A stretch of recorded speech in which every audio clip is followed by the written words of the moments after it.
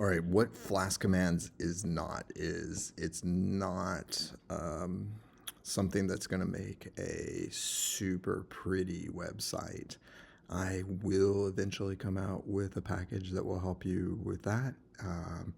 That will be called Flask Flare, and it's not going to give you some super amazing interactivity. I'll also have a package for that called Flask Hotline.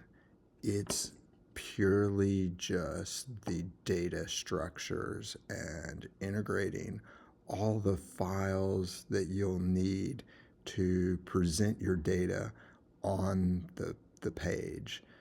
In the next video, what I'll do is I'll actually give you a demo of an app that we'll build as we go through these documents.